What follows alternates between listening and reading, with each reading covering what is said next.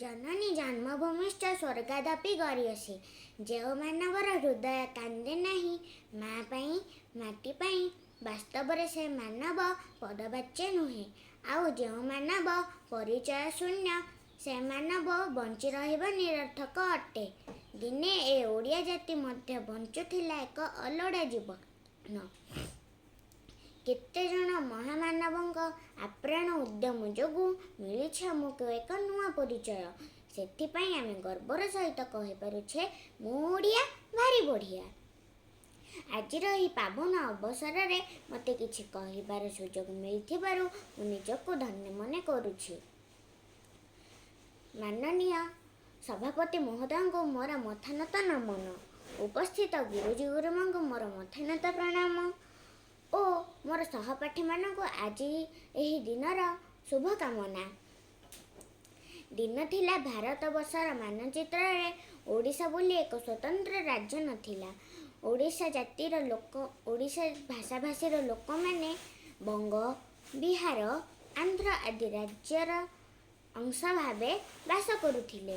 ସେ ରାଜ୍ୟରେ ନା ଥିଲା ଓଡ଼ିଆ ବିଦ୍ୟାଳୟ, ନା ଥିଲା ଭାଷା ପ୍ରତି ସହାନୁଭୂତି। ଓଡ଼ିଆ ଭାଷା ବଞ୍ଚି ରହିବାର କୌଣସି ନଥିଲା ଆଶା।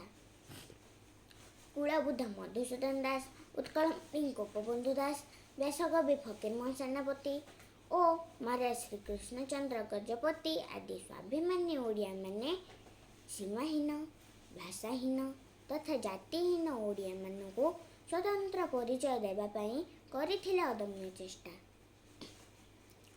ପଡ଼ୋଶୀ ରାଜ୍ୟମାନଙ୍କର ଓଡ଼ିଶାକୁ ଖଣ୍ଡ ଖଣ୍ଡ କରି ନିଜ ରାଜ୍ୟ ସହ ମିଶାଇବାର ହୀନ ଚକ୍ରାନ୍ତ ବିରୁଦ୍ଧରେ ହୋଇଥିଲା ସଂଗ୍ରାମ। ଗୋଟେ ପଟେ ଇଂରେଜ ଶାସନ ଓ ଅନ୍ୟପଟେ କୁଚକ୍ରୀ ପଡ଼ୋଶୀ।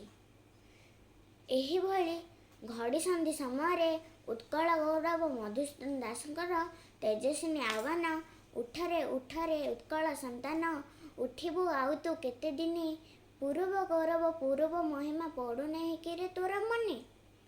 ଏକଜୁଟ ହୋଇ ଉଠିଲେ ସମବେତ ଓଡ଼ିଆ। ବିଦ୍ରୋହ ହୋଇ ଉଠିଲା ବ୍ୟାପକ। ଫଳସ୍ୱରୂପ 1936 ମସିହା ଏପ୍ରିଲ 1 ତାରିଖ ଉଦିତ ସୂର୍ଯ୍ୟ ସମଗ୍ର ଓଡ଼ିଶାକୁ ଦେଇଥିଲେ ଏକ ନୂଆ ପରିଚୟ। ଗଠନ ହୋଇଥିଲା ସ୍ୱତନ୍ତ୍ର ଉତ୍କଳ ପ୍ରଦେଶ। ଓଡ଼ିଶା ପାଇଥିଲା ପ୍ରଥମ ଭାଷା ଆଧାରରେ ପ୍ରଥମ ରାଜ୍ୟର ପରିଚୟ। ଏଠାରେ ସମସ୍ତ ଜନତାମାନଙ୍କୁ ମୁଁ ଅନୁରୋଧ କରି କହୁଛି କି ପାଶ୍ଚାତ୍ୟ ଆଭିମୁଖ୍ୟକୁ ଛାଡ଼ିଦେଇ ଓଡ଼ିଶା ମାଟି ଓ ଓଡ଼ିଆ ଭାଷାକୁ ସମ୍ମାନ ଦେଖାଇବା ଉଚିତ। ଏତିକି କହି ମୁଁ ମୋ ବକ୍ତବ୍ୟ ଶେଷ କରୁଛି। ବନ୍ଦେ ଉତ୍କଳ ଜନନୀ।